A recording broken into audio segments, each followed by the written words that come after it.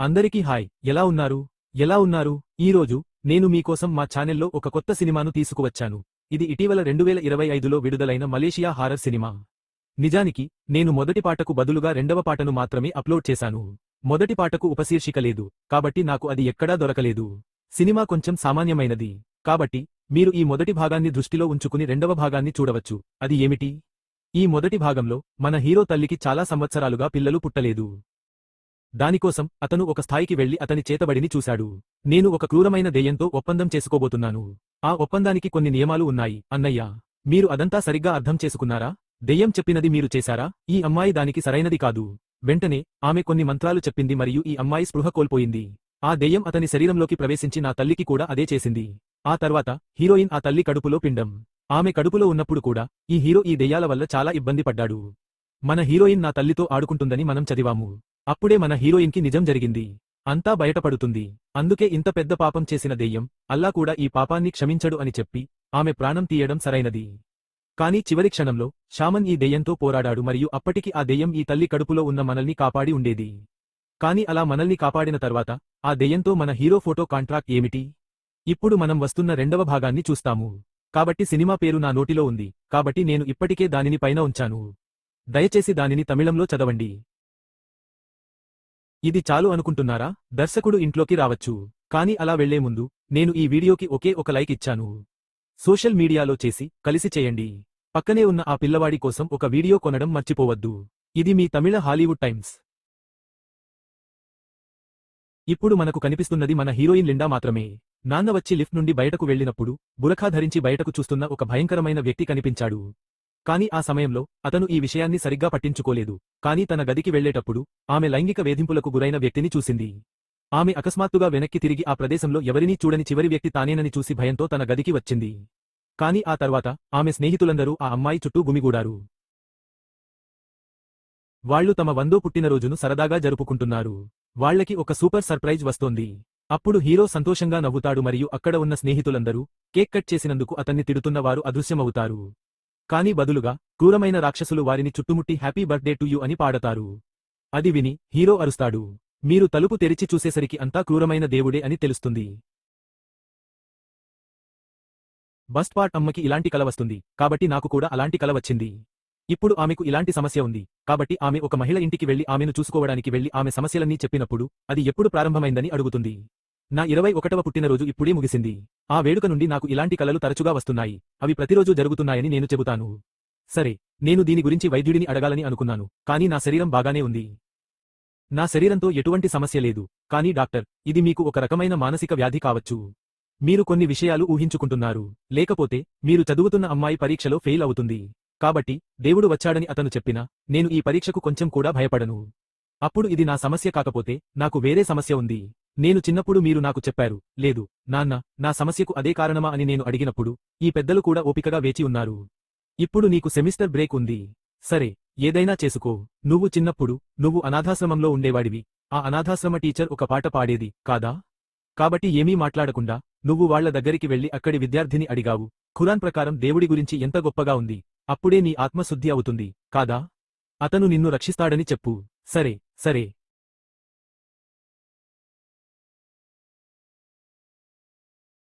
కన్నడ తెలిసిన అధివ టాలెంట్ షోకి దగ్గరవుతున్నాడు. నువ్వు అతనికి నీ వాగ్దానాన్ని నెరవేర్చుకోమని, నువ్వు చేయాల్సిన పని చేయమని చెబుతున్నావు. ఆ అమ్మాయి భయపడి, నువ్వు ఏం మాట్లాడుతున్నావు? దయచేసి ఏమిటిది? కేజ్రా, నేను ఏం చేయబోతున్నాను? నువ్వు ఏం చేస్తున్నావు? నువ్వు నాలో సగంవి. ఆ దెయ్యం అలా మాట్లాడుతోంది. ఆమె భయపడి పారిపోయి ఈ గాజులను తీసుకొని కుండ కింద పెట్టి పగలగొట్టి విసిరేసింది. అరే, నేను బస్ స్టాండ్కి వచ్చి నేను చిన్నప్పుడు ఆశ్రమంలో చదువుకున్నానని చెప్పాను కదా. నేను ఆ ఆశ్రమానికి బస్సు బుక్ చేసుకుని అక్కడికి వెళ్లాను. కానీ దారిలో నా పక్కన సీటులో ఒక తండ్రి తన కూతురిని కౌగిలించుకుని బాగా నిద్రపోతున్నట్లుగా చాలా ఆప్యాయంగా మాట్లాడుతుండటం చూశాను. నేను అప్పుడే చూసిన హీరో నాకు ఒక చిన్న అమ్మాయి ఉందని అనుకున్నాను మరియు నేను నా తల్లి పాత ఫోటో ఆల్బం చూస్తున్నాను. ఆపై అకస్మాత్తుగా ఆ సినిమా హీరో నా దగ్గరకు వచ్చి ఆల్బం తెరిచాడు. నేను నీకు ఎన్నిసార్లు చెప్పాను, నువ్వు నీ తల్లి వైపు చూడకూడదు, ఈ ఆల్బం తీసుకోకూడదు.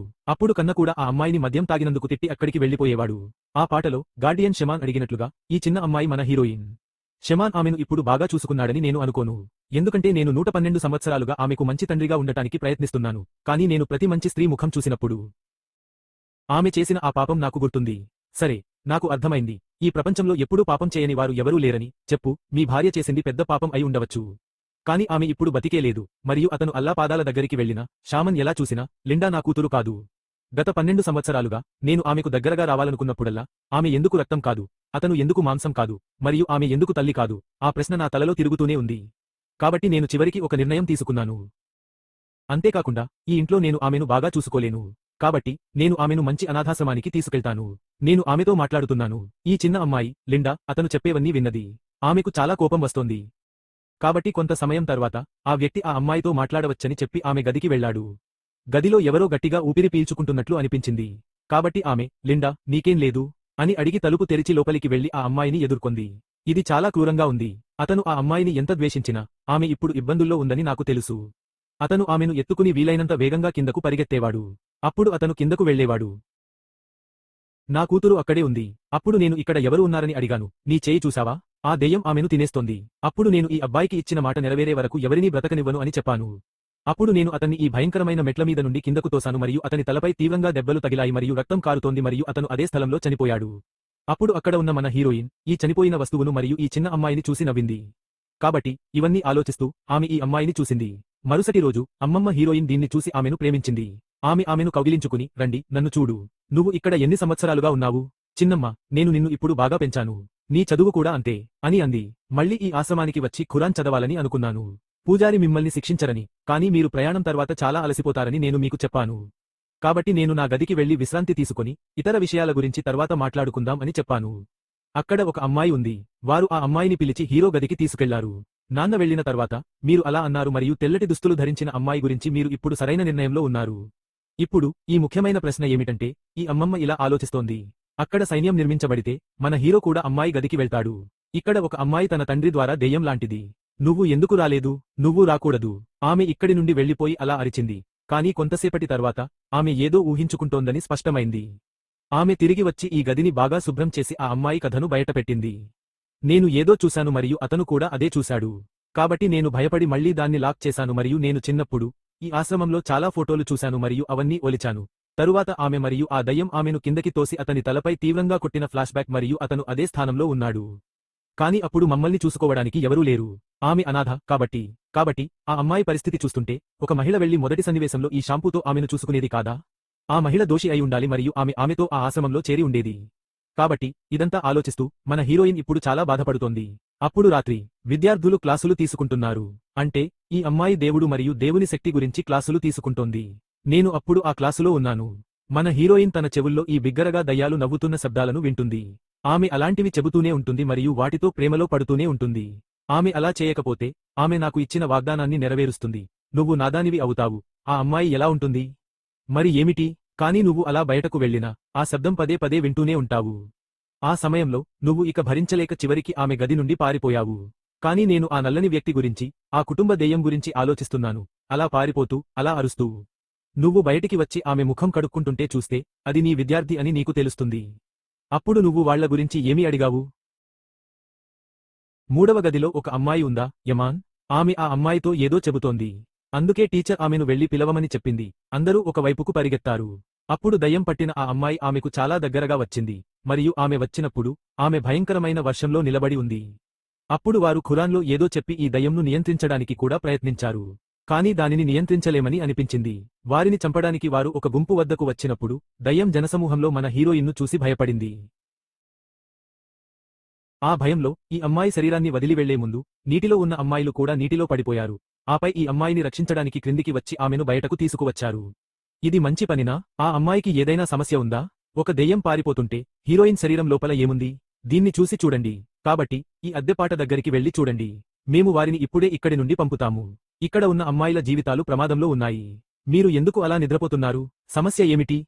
మా విద్యార్థి మిస్టర్ కళ్యకు దయ్యం పట్టి నీటిలో పడిపోయింది. ఆమె నీటిలో మునిగి చనిపోయింది.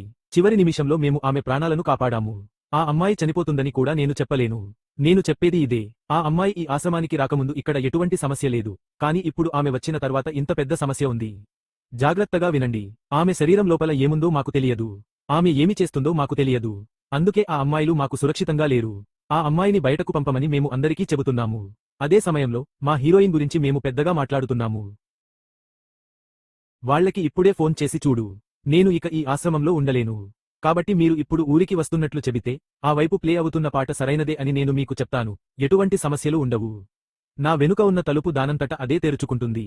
అప్పుడు నేను పరిగెత్తి దాన్ని లాక్ చేశాను. నేను పదునైన మేకుతో బోర్డును కొట్టాను. ఇది ఎలాంటి శబ్దం చేస్తుంది?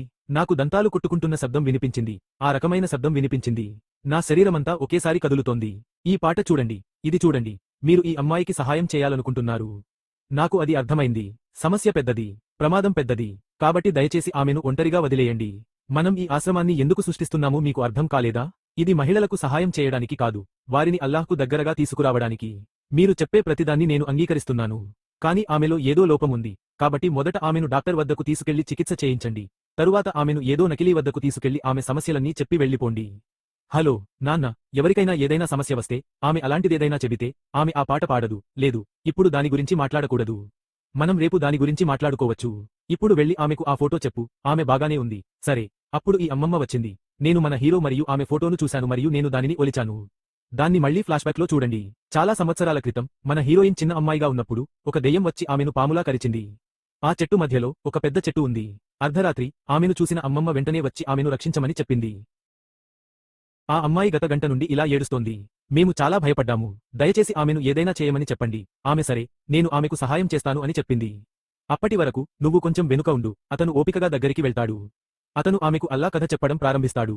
అది విన్న ఆ అమ్మాయి, చూడు, ఇది నీకు సంబంధించినది కాదు. కాబట్టి దురుసుగా ప్రవర్తించకు. నేను మూర్ఖుడిలా ప్రవర్తిస్తున్నాను మరియు నేను దీన్ని భరించలేను. మీకు తెలుసా, ఆ అమ్మాయిని ఒంటరిగా వదిలేయండి అని చెప్పింది. అక్కడ ఇంకెవరు ఉన్నారో నేను మర్చిపోయాను. కాని చివరికి ఈ షామన్ ఆ అమ్మాయిని ఒక టేబుల్ మీద పడుకోబెట్టి ఆ పెద్దలకు ఆమె చేతులు, కాళ్లు పట్టుకుని ఖురాన్లోని ఈ శక్తివంతమైన శ్లోకాన్ని పఠించమని చెప్పాడు. అతను అలా చెప్పగానే ఆ అమ్మాయి శరీరంలో ఉన్న దయ్యం వెళ్లిపోతుందని అనిపించింది. కాని ఆ దయ్యం నిరాకరించి నవ్వుతూ బయటకు వచ్చి ఈ అబ్బాయి ముఖం మీద ఉమ్మివేసింది. మీరు ఎంత ప్రయత్నించినా మీరు ఈ అమ్మాయిని నాశనం చేయలేరు. నేను అతనికి కారు నడపలేనని చెప్పాను మరియు నేను అతనితో కలిసి నృత్యం చేస్తున్నాను. అప్పుడు ఆ వృద్ధురాలు ఆ అమ్మాయిని ఎత్తుకుని ఆమె వైపు చూసింది. నేను ఏమి మాట్లాడుతున్నానో మీకు వినిపిస్తుందా? నేను ఎవరో నాకు తెలుసు. కాబట్టి మనం లోపలికి వెళ్లి దాని గురించి మాట్లాడుకుందాం. నేను ఇప్పుడు బయటకు వస్తున్నాను. కాబట్టి ఆమె లోపల ఉన్న భయంకరమైన చెడు అదే. కాబట్టి ఇది ఒక ఫ్లాష్ బ్యాక్. ఆ వృద్ధురాలు ఒకవైపు నుండి ఆలోచిస్తూ అదే విధంగా చూస్తోంది. మహిరినో ఇంకా అక్కడే ఉంటే అది మన సమస్య అవుతుంది. కాబట్టి అతను పట్టణం వదిలి అడవికి వెళ్లి అర్ధరాత్రి నృత్యం చేయవచ్చు అని చెప్పాడు. అతని తండ్రి వెళ్లే ముందు ఆమె గదిలో ఒక తోటమాలి పని చేస్తున్నట్లు చూశాడు, కాదా? ఆ వ్యక్తి చూస్తున్నాడు మరియు అతను లేకుండా మనల్ని చూస్తున్నాడు. నా తలలో ఆ గొంతు పదే పదే వింటూనే ఉన్నాను. అంటే నువ్వు నాకు ఇచ్చిన మాటను నెరవేర్చావు. నువ్వు చేసిన సత్యాన్ని నెరవేర్చావు. ఆ క్షణంలో హీరో ఆ గొంతును భరించలేడు. నేను తప్పించుకోలేక ఏడుస్తున్నాను. ఆ సమయంలో ఎవరో దూరంగా ఖురాన్ నుండి ఈ శ్లోకాన్ని పఠిస్తున్నట్లు నాకు అనిపించింది. కాబట్టి హీరోయిన్ ఆ శబ్దం విని కొద్దిసేపటి తర్వాత ఆ ఇంటికి వెళ్లి అక్కడ ఒక బాలుడు ఈ ఖురాన్ పఠిస్తున్నట్లు చూసింది. అప్పుడు ఆమె, ఈ ఇంటి లోపలికి వెళ్లడం సురక్షితమేనా అని అడిగి నా పాదాలను తీసుకుని తన ముందు పెట్టమని అడిగింది. బయట భయంకరమైన ఉరుము శబ్దం వచ్చింది. కాబట్టి ఆమె, అక్కడ ఉండకు అని చెప్పి తిరిగి అడవిలోకి పరిగెత్తింది. మేము వర్షం కోసం ఎదురు చూస్తున్నాము. అప్పుడే నాకు ఆ గొంతు నిరంతరం వినిపించింది. ఆకాశం నుండి ఒక పెద్ద టీవీ వచ్చి దగ్గర్లో ఉన్న చెట్టు మీద వాలుతుంది. హీరోయిన్ షాక్ అయి కిందపడి స్పృహ కోల్పోతుంది. ఇంతలో మన హీరోయిన్ మంచం మీద చైనీస్ కత్తి గుర్రం దాన్ని చూస్తున్నాడు. అంటే ఆమె సంరక్షకులు ఆమెను కిందకు దించారని అర్థం. ఆమె దానిని చూడగానే ఆమె తలుపు తట్టింది. ఆ మంటలో కాలిపోయిన పిల్లవాడు ఆ వైపు వెళ్లే పాములాంటివాడు. అప్పుడు అకస్మాత్తుగా ఆ వైపుకు పరిగెత్తిన పిల్లవాడు హీరోయిన్ని పట్టుకుని ఆమె మంచం మీదకి ఎక్కి ఆమెను కొద్దిగా కొరికాడు మరియు ఆమె కడుపులోని చివరి భాగం పగిలిపోయినట్లు అనిపించింది. ఇదంతా హీరోయిన్ కల. అదేవిధంగా ఇలా కొట్టబడి మృత్యువాత పడిన హీరో నైట్ ఈ తోటను సాగు చేస్తాడు, కాదా? మొన్న మంత్రముగ్ధుడైన అతని కొడుకు అతన్ని ఇంటికి తీసుకువచ్చి ఉంటాడు. హీరోయిన్కి కొంచెం టీ ఇచ్చారు. ఈ హెర్బల్ టీ, నీకు కొంత బలం వస్తుంది. నాన్న, నేను నిన్ను ఇది తాగమని చెప్పాలనుకుంటున్నాను. చాలా ధన్యవాదాలు మరియు ఆ ప్రదేశం నుండి వెళ్ళిపో మరియు వరద వచ్చి ఆ కార్మికుడికి చాలా ధన్యవాదాలు చెబుతుంది. అంతే, మళ్లీ రాత్రి అలా రాకు. ఈ అమ్మాయిని పంపించేస్తాం. నీకు ఇది సేఫ్ కాదు అని. అప్పటికి ఆ పాట కారులో వెళ్ళిపోతుంది. దారిలో నా అమ్మమ్మ మా ఆశ్రమానికి, ఆమె నివసించే ఈ తోటకి వచ్చింది మరియు నేను ఆమె ఎవరు అని అడిగినప్పుడు ఆమె చాలా మంచి వ్యక్తి, వచ్చి పని చేద్దాం అని చెప్పింది. ఆమె నన్ను అలా పిలవలేదు. ఆమె ఈ ఆశ్రమాన్ని శుభ్రం చేసేది, ఆపై ఆ తోటను చూసుకునేది. ఆమె, సరే అప్పటికి ఆమె ఆశ్రమానికి తిరిగి వస్తుంది, కాని అప్పటికి అని చెప్పింది. మన హీరో నిన్న రాత్రి తోటమాలి కొడుకుతో ఇలా అన్నాడు. అతను ఇలా అన్నాడు, నువ్వు ఖురాన్లో ఒక నిర్దిష్ట పద్యం చదువుతున్నావు. అది ఏమిటి? అది ఏ అధ్యాయం? అతను ఇలా అన్నాడు, నువ్వు ఈ పద్యం చదివినప్పుడు అత్యంత దుష్ట దయ్యాలు మరియు శక్తివంతమైన దయ్యాలు కూడా దూరంగా ఉంటాయి. అతను దీనికి భయపడ్డాడు మరియు అతను ఇలా అన్నాడు, సరే, మీకు ఈ దయ్యాలు మరియు దయ్యాలపై నమ్మకం ఉంది. మీరు నన్ను అడిగితే నాకు దేవుడిపై నమ్మకం ఉంది మేడం, దీనికంటే కూడా. కాబట్టి మీరు కూడా దయ్యమా లేక దయ్యమా అయితే మీపై వారిపై కేసు ఉండాలి. రాత్రి వాటితో మీకు ఎటువంటి సమస్యలు ఉండకూడదు. నేను దానిని చదివాను. ఆపై నిద్రపోతున్నట్లుగా ఆమె చేతిలో ఒక కాగితాన్ని ఉంచాను. అందుకే నేను రాత్రంతా మేల్కొని ఆ కాగితాన్ని చదివి నిద్రపోతాను. ఆ తర్వాత ఓహ్, నేను ప్రార్థన చేయడం మర్చిపోయాను అని అన్నాను మరియు నా నిద్ర స్థితిలో నేను ఈ తెల్లటి గౌను ధరించి అల్లాహు అక్బర్ అనే పదాలను పునరావృతం చేస్తూనే ఉన్నాను. అకస్మాత్తుగా నేను చెబుతున్న మాటలు భయంకరమైన దెయ్యం ద్వారా పునరావృతం అవుతున్నట్లు నాకు అనిపించింది. అందుకే అక్కడ ఎవరూ లేనట్లు నాకు అనిపించింది.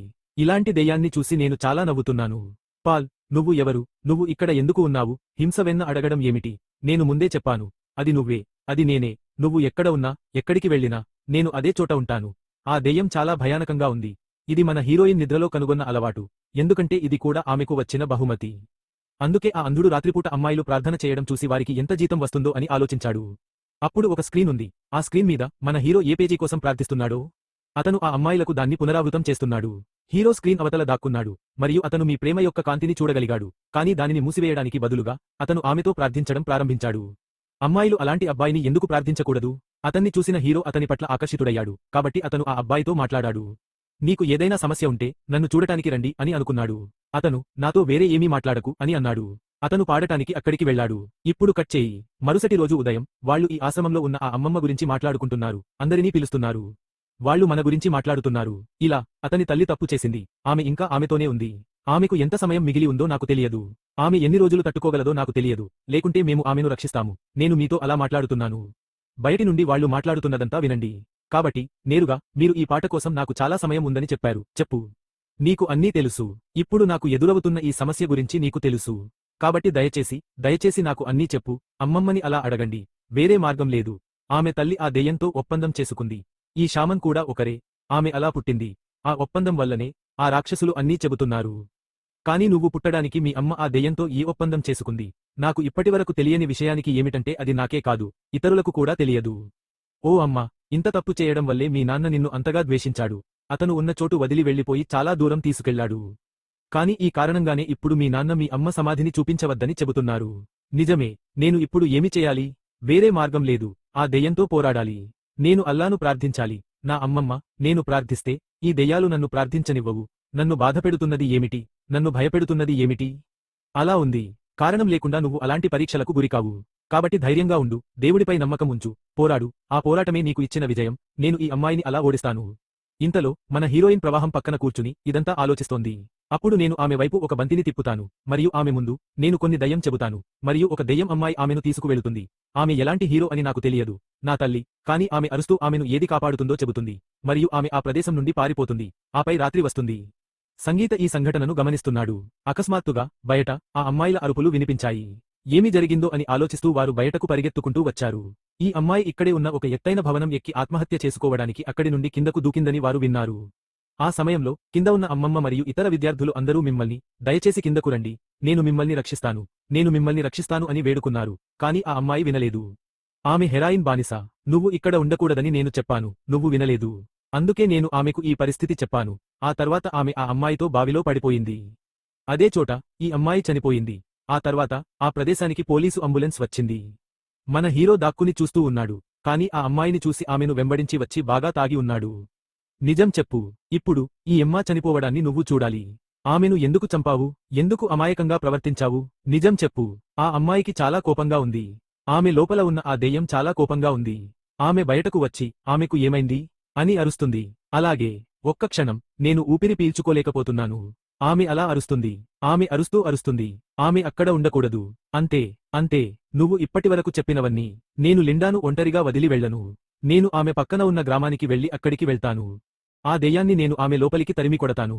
చెప్పు, అమ్మమ్మ, అలా చేయకు. అది నువ్వు అనుకున్నంత సులభం కాదు.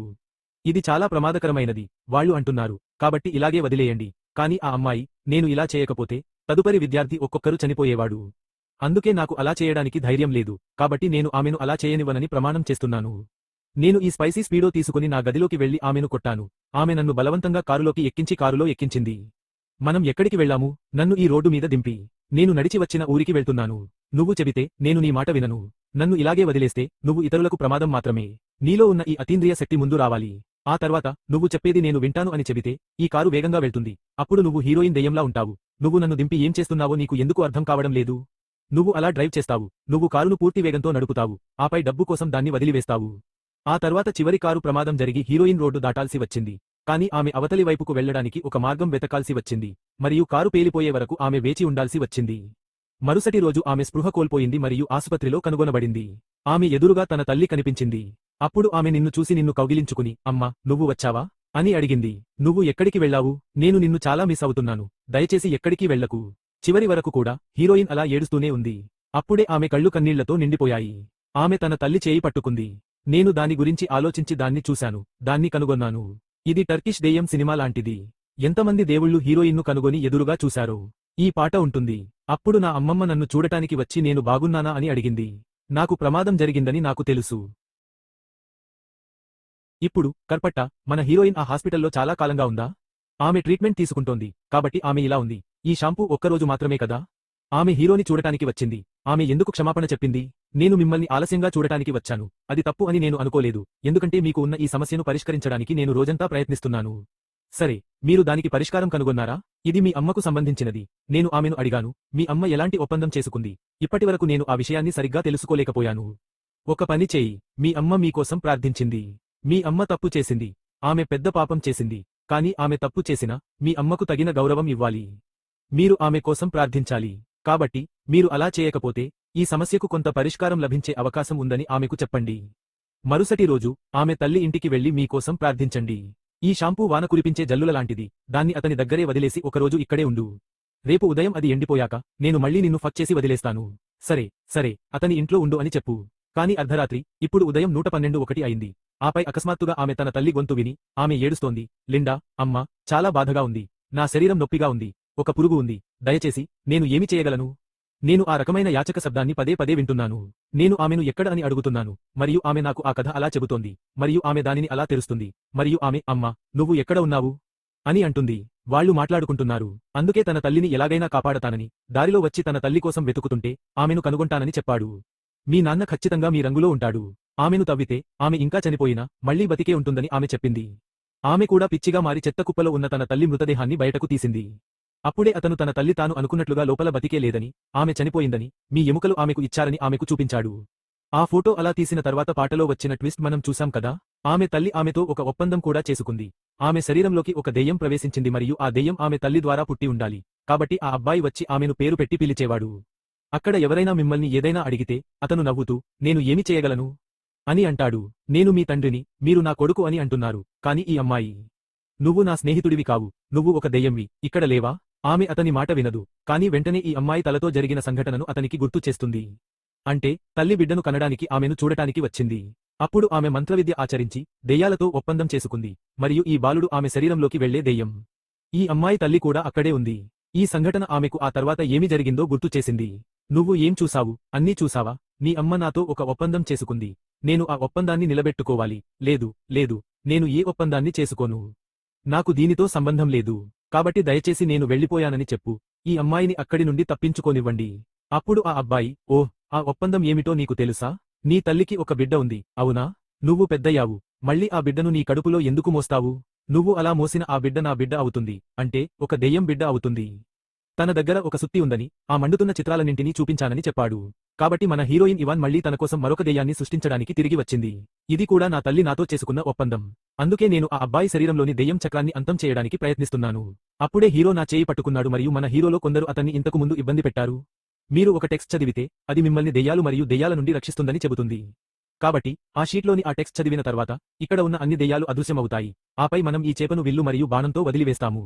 అలాగే ఆ 5 ఏళ్ల బాలుడు ఈ పండును సమాధిలోకి విసిరేశాడు. అకస్మాత్తుగా ఈ దెయ్యం చేయి బయటకు వచ్చి ఈ అమ్మాయి తలను తీసివేసింది. కాని ఇది ఒక జిల్లా. ఏమైంది? ఇప్పుడు అది మనది. ఆమె కాలంలో వెనక్కి ప్రయాణిస్తుంది మరియు ఏదో ఒక ప్రమాదంలో ఆ ప్రదేశానికి తీసుకువెళుతుంది. ఆమె శ్వాస ఆ ప్రదేశానికి తిరిగి వస్తుంది. తరువాత ఆమెను ఆసుపత్రికి తీసుకెళ్తారు మరియు బాగానే ఉంటుంది. బట్ కూడా వచ్చి నన్ను దానితో నింపాడు. కాబట్టి ఈ విషయానికి గురించి ఆమె కుటుంబానికి వెంటనే చెప్పు. ఆమె కోలుకున్న తర్వాత ఆమె అతనితో కొన్ని విచారణలు చేయవలసి ఉంటుంది. మీరు కూడా దానికి సహకరించాలి. మరియు మీరు చదువుతున్నప్పుడు ఇన్స్పెక్టర్ మీకు చెబుతాడు, అమ్మమ్మ, సరే, వాటిని పక్కన పెట్టి తదుపరి హీరోయిన్తో మాట్లాడండి. అప్పుడు హీరోయిన్, చూడు అమ్మమ్మ, నువ్వు ఆమెను ఎందుకు క్షమించావు? ఆమె చనిపోవడానికి నేనే కారణం. ఇక్కడ జరుగుతున్న అన్ని సమస్యలకు నేనే కారణం అని నువ్వు అంటావు. మరి నీకు ఎందుకు అంత అపరాధ భావన కలుగుతోంది? ఇది నీ తప్పు కాదు. అది ఒక కారణం వల్ల జరుగుతుంది. ఆ రకమైన విషయానికి మీ మనస్సు మాత్రమే కాదు, ఆ నమ్మకం కూడా అని వారు అంటారు. అప్పుడు ఆమె అమ్మమ్మ కాకపోయినా అది సాధ్యం కాదు. దయచేసి నాకు సహాయం చేయండి, నాకు సహాయం చేయండి, నేను మిమ్మల్ని వేడుకుంటున్నాను. వారికి వేరే మార్గం తెలియదు. వారు ఈ తోట కేసును ఆశ్రమంలో చేస్తారా లేదా? వారు ఆమెతో మాట్లాడి హీరోయిన్కు ఉన్న అన్ని సమస్యలను ఆమెకు చెబుతారు. ఆమెలో ఒక దెయ్యం ఉంది. ఆమె ప్రశాంతంగా ఉండలేకపోతుంది. ఆమె ఎవరినీ దేవుని దగ్గరికి రానివ్వదు. కాబట్టి మనం ఆమెలోని ఆ దెయ్యాన్ని నాశనం చేస్తే ఆమెకు ఎటువంటి సమస్యలు ఉండవు. దానికి మీరు నాకు సహాయం చేయవచ్చు. వాళ్ళు అలా అడుగుతున్నారు, కానీ నేను ఇక్కడ లేను, కాబట్టి దయచేసి నన్ను క్షమించండి. నేను గతంలో ఉన్నంత బలంగా లేను. ఇప్పుడు నేను వృద్ధుడయ్యాను మరియు నా బలం తగ్గుతోంది, కాబట్టి నేను అలా చేయలేను. ఈ తల్లి నన్ను అనుమతించదని వారు అంటున్నారు. లేదు, మీరు అలా చేస్తారు, మరియు వారు నన్ను చాలా వేడుకుంటారు, మరియు ఆమె అంగీకరించి సరే అని చెప్పింది. అదేవిధంగా ఆమె కొడుకు కూడా వారు మాట్లాడుకుంటున్నదంతా వింటాడు. కాబట్టి అతను మొదటి హీరోయిన్ను ఒంటరిగా చూడటానికి వెళ్తాడు. మీ శరీరం ఎలా ఉందని అతను అడిగినప్పుడు, అది ఇప్పుడు వ్యాపించకపోతే కొన్ని రోజుల్లో పూర్తిగా నయమవుతుందని ఆమె చెప్పింది. దానికి హీరోకి కూడా మీ అనుమతి అవసరం. మీకు ఇది ఎందుకు లేదు? కంప్లీట్ దాన్ని సరిగ్గా ఎలా చేయాలో నాకు తెలుసు. అదే నేను మీ మీద ఉపయోగించడానికి అనుమతి అడుగుతున్నాను. ఆమెకు చెప్పు, ఆమె అంగీకరిస్తుంది. కానీ ఇప్పుడు ప్రయోజనం ఏమిటి? వైరల్ అయిన పాటలో మన హీరో తల్లి అతన్ని ఎలా మోహింపజేసింది? ఆమె కూడా మన హీరోయిన్ను అదే విధంగా మోహింపజేసింది. నేను దానిని టైప్ చేశాను కాబట్టి ఆమె కూడా ఒకటి. కరెక్ట్. మన హీరో తండ్రి ఆ ప్రదేశానికి వచ్చి అతన్ని ఆపి ఆ అమ్మాయిని వదిలి అతన్ని వెళ్లమని చెబుతాడు. తరువాత అతను ఇక్కడ మన హీరో కాదని చూపిస్తాడు. అది మన హీరో ఇమేజ్కి ఒక మోడల్. పార్టీకి వచ్చిన నిజమైన హీరో కూడా తన చేతిలో నుండి ఒక చొక్కా తీసుకుని అతని ముందు ఉంచాడు. అతను దానిని చూడలేదు. అతను ఒక మానవుడు. నన్ను నియంత్రించడానికి నీకు ధైర్యం ఉందని చెబుతూ ఒక టేబుల్ మీద నుంచి ఈ చొక్కాను విరిచేస్తాను. ఆ సమయంలో హీరో తండ్రి కూడా ఆ రాక్షసుడిని నియంత్రించడానికి ప్రయత్నిస్తాడు. అతను చేయలేడు. అప్పుడు హీరో ముందుకు వచ్చి నేను దీన్ని చూస్తానని చెప్పి ఈ రాక్షసుడితో కూడా పోరాడుతాడు. ఈ రాక్షసుడు ఎందుకు బయటకు వచ్చి ఇక్కడ నుండి అదృశ్యమయ్యాడు? కాని అప్పుడు సమస్య మొదలవుతుంది. హీరో శరీరంలో దాగి ఉన్న ఆ రాక్షసుడు ఏమిటి, మరియు అది ఎలా జరిగిందో? హీరో నన్ను కొట్టాడు. నువ్వు ఇంత త్వరగా ఏం చేయగలవని అనుకుంటున్నావు? నువ్వు చేయలేవు. నీ వల్ల కూడా కాదు, దేవుడి వల్ల కూడా కాదు.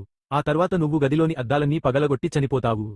అప్పుడు దెయ్యం మన హీరో అని చూసిన వృద్ధురాలు వచ్చి మళ్లీ అతన్ని శాంతింపజేయడానికి ప్రయత్నిస్తుంది. కాని ఈసారి హీరోయిన్ శరీరం లోపల ఉంది. అది అసాధారణం కాదా? అందుకే నేను ఈ వృద్ధురాలిలా ప్రవర్తిస్తున్నాను. అతను వెళ్తాడు. హీరోయిన్కి ఇచ్చిన ఆ చిన్న కాగితం ముక్క అక్కడే ఉంటుంది. కాబట్టి ఆ కాగితం మీద ఉన్న మాయాపదాలు చదువుతున్న దెయ్యం ఈ విధంగా ప్రవేశించలేడు. అతను అరుస్తూనే ఉన్నాడు. అప్పుడు అతనికి కొన్ని విషయాలు గుర్తుకు వస్తాయి. అంటే ఆ షామిన్ హీరోయిన్తో మాట్లాడితే ఆ అమ్మమ్మ ధైర్యంగా ఉంటుంది. అల్లా మీతో ఉంటాడా? మన హీరోయిన్ కూడా ఎలా కష్టపడుతూ బయటపడటానికి ప్రయత్నిస్తుంటే ఈ వైపు నిరంతరం అల్లా కథ చెబుతూనే ఉంది. హీరోయిన్ పూర్తిగా అలసిపోయి బయటకు వెళ్లిపోతుంది. అదేవిధంగా ఇన్ని సంవత్సరాల తర్వాత మన హీరోయిన్ సంతోషంగా ఉందా? ఆమె ఆ ఆశ్రమంలో ఇతర అమ్మాయిలతో ఆడుకుంటుందా? ఆ తర్వాత ఆమె సమస్యలన్నీ తీరిపోయాయి. రాత్రి ప్రార్థన తర్వాత నిద్రపోవచ్చని చెప్పి అల్లాహు అక్బర్ అని చెప్పినప్పుడు ఒక దెయ్యం క్రూరంగా నవ్వుతుంది. అది కూడా ఒక బొమ్మలాగా నవ్వి మళ్లీ అల్లాహు అక్బర్ అని అంటుంది. అందుకే హీరోయిన్ షాక్ అయి తన రెండవ చిత్రాన్ని ముగించింది. దానికోసం మూడవ పాట ఉంటుందని నేను అనుకుంటున్నాను. అందుకే అలాంటి నాయకుడిని ఫక్ చేశారు. అందుకే ఆ చిత్రం చదివిన తర్వాత కూడా నేను నడుస్తున్నాను. మీరు చదివి ఉంటే ఈ వీడియోను లైక్ చేయడం మర్చిపోవద్దు. చూడటం పూర్తి చేసిన మీ స్నేహితులు మరియు కుటుంబ సభ్యులతో షేర్ చేయండి. మనం మళ్ళీ ఒక గొప్ప వీడియోలో కలుద్దాం. ధన్యవాదాలు.